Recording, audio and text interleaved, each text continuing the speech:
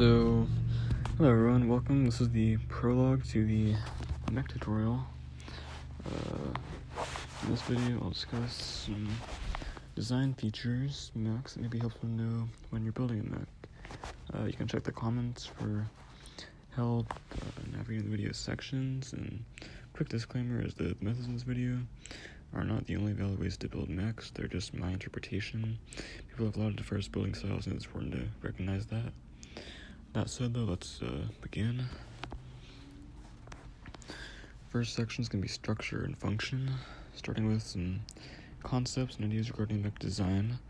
I like to think of it as designing mechs with a particular goal in mind. So a good example of this is Gypsy Danger from the movie Pacific Rim. So in that movie, Gypsy fights monsters called kaiju. It's kaiju of blood that's toxic to humans, and so the weapons it uses are designed to avoid spilling a lot of blood, because that would poison the general public and kind of suck for them. Another example you can have is Gundam Asmodeus. It's got these explosive tonfa batons. They create explosions by firing shells, kind of like a gun on a tank would. Anyways, this firing creates the explosion, and it makes it, hits more impactful, basically. As for the in-game, structure and function can be represented by having an ideal, function in mind, and then reverse engineering the structure you want to use in order to accomplish that function. So a good example of this would be like a laser gun, let's say. So to make the laser gun, you'll need a laser, and the laser would need an energy source. For that, you can use generators and capacitors, usually how I do it anyways. So let's assume that the generators and capacitors, we plug them into the laser, it fires, that's nice. But let's say that our generators and capacitors keep blowing up, like someone, spikes us and it blows us up, that's not good. We gotta armor the mech now, right? Just got, keeps getting hit and dying, that's not good. So once we armor it though, let's say that we made it too heavy, now it's slow and cumbersome, it can't move well. Well, in that case, we gotta add more speed, like if we use thrusters move, for example, give it more thrusters, bigger thrusters. You can change the logic that goes into the thrusters, better, higher numerical value.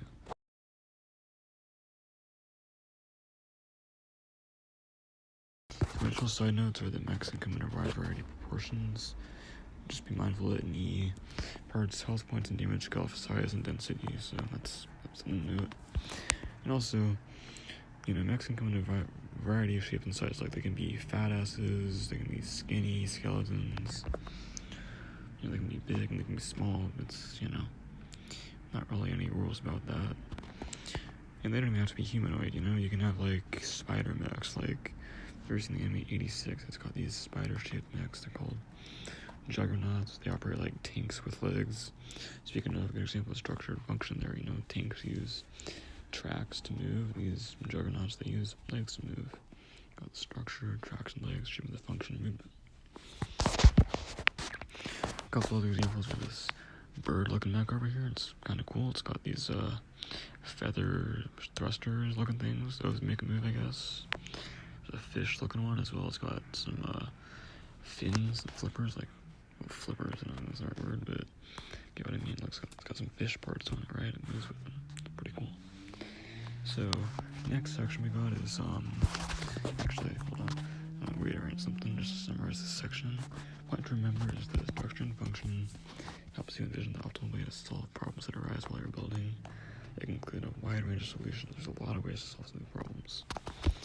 That said though, we got, next section is going to be a case study on in-game applications, because that's important to know about. For this section, I'll cover in more detail how to apply structure and function in-game, like, it's good to know about, like, oh yeah, juggernauts have legs, that's pretty cool, but, how do I translate that into EE? Well, one way to think about it is like drawing a picture. You start with a sketch, and then you add more details once you have the guideline down, You can do the same thing in EE.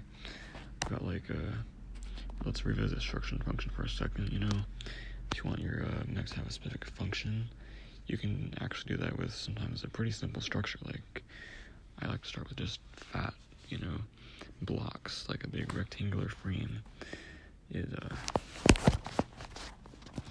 adjust the size and shape and all the proportions you need for your mech by changing the size of the, rectangles. But, main thing is that you can give those rectangles logic and movement and stuff. You can make them be animated, you can give them, thrusters, servos, all the stuff you'll need.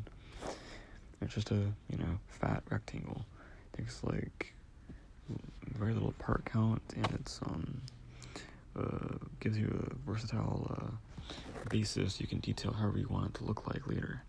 It's a good way to start a mech, because you can, get a lot of, planning out of the way first and still have, a mech to work with, later.